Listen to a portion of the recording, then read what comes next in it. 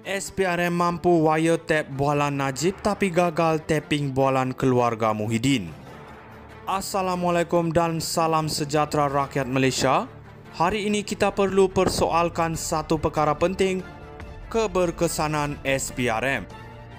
Isu ini timbul apabila Puan Zakarshi, Ahli Majlis Kerja Tertinggi UMNO, menempelak SPRM secara terbuka, mempertikaikan keupayaan agensi tersebut untuk wiretap perbualan Najib Razak tetapi gagal mengesan menantu Muhyiddin Yassin, Muhammad Adlan Berhan, yang telah hilang sejak Mei 2023. Mustahil, katanya, jika SPRM mampu mengintip perbualan seorang Perdana Menteri, apa pula susahnya untuk menangkap menantu Muhyiddin yang tidak setanding dari segi pangkat. Dalam kes Najib, kita menyaksikan bagaimana Latifah Koya, ketika itu Ketua Pesuruhjaya SPRM, mendedahkan rakaman perbualan Najib dengan tokoh UAE serta bekas Ketua Pesuruhjaya SPRM Zulkifli Ahmad. Perbuatan ini mendapat kritikan hebat kerana mencemarkan imej negara di mata dunia, khususnya dengan negara teluk yang hilang kepercayaan terhadap Malaysia. Sekarang Muhammad Adlan dan Peguam Mansur Saad masih bebas dan sehingga kini SPRM tidak dapat menangkap mereka. Di mana perisikan canggih SPRM yang mampu menangkap perbualan pemimpin negara. Kalau begitu canggih teknologi kita, takkan SPRM tidak boleh jejak perbualan anak dan menantu Muhyiddin.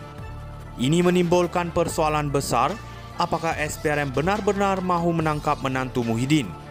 Dari sudut psikologi, Puan menyindir dengan mengatakan pasti ada komunikasi antara pasangan suami isteri yang sah. Dan ini sepatutnya boleh dijadikan petunjuk muda.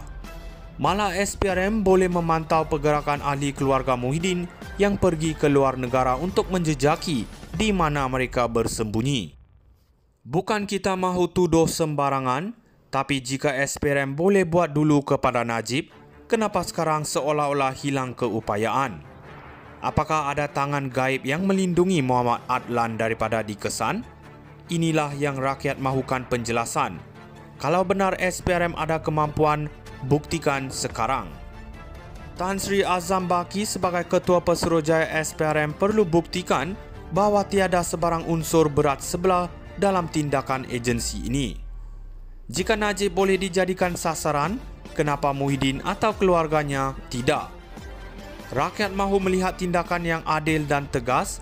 Kalau tidak, nama SPRM akan terus terpalit dengan persepsi buruk, sebelah mata buta bila melibatkan kes orang-orang tertentu.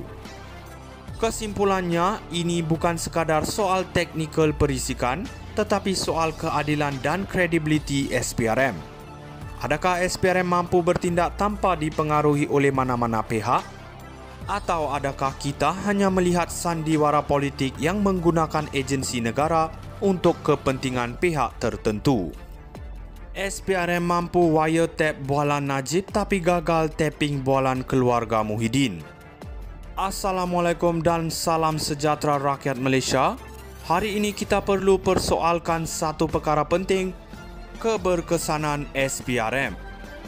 Isu ini timbul apabila Puan Zakarshi, Ahli Majlis Kerja Tertinggi UMNO, menempelak SPRM secara terbuka, mempertikaikan keupayaan agensi tersebut untuk wiretap perbualan Najib Razak tetapi gagal mengesan menantu Muhyiddin Yassin, Muhammad Adlan Berhan, yang telah hilang sejak Mei 2023. Mustahil, katanya, jika SPRM mampu mengintip perbualan seorang Perdana Menteri, apa pula susahnya untuk menangkap menantu Muhyiddin yang tidak setanding dari segi pangkat.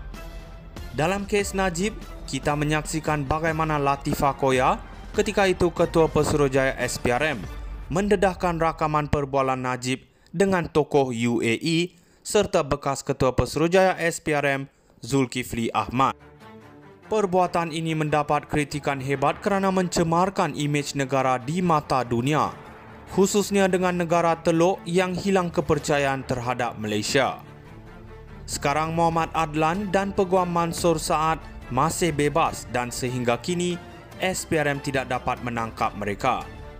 Di mana perisikan canggih SPRM yang mampu menangkap perbualan pemimpin negara. Kalau begitu canggih teknologi kita, takkan SPRM tidak boleh jejak perbualan anak dan menantu Muhyiddin.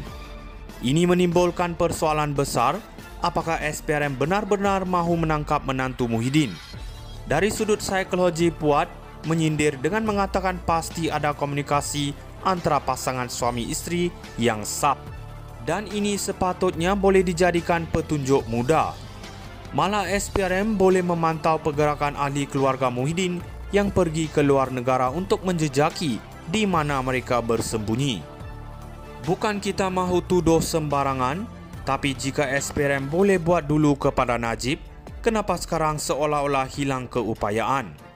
Apakah ada tangan gaib yang melindungi Muhammad Adlan daripada dikesan?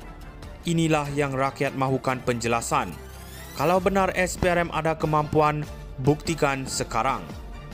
Tan Sri Azam Baki sebagai Ketua Pesuruhjaya SPRM perlu buktikan bahawa tiada sebarang unsur berat sebelah dalam tindakan agensi ini.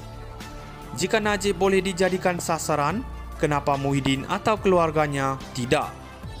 Rakyat mahu melihat tindakan yang adil dan tegas. Kalau tidak, nama SPRM akan terus terpalit dengan persepsi buruk.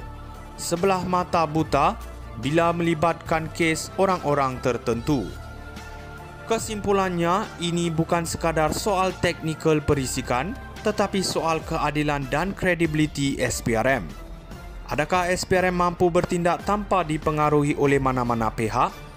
Atau adakah kita hanya melihat sandiwara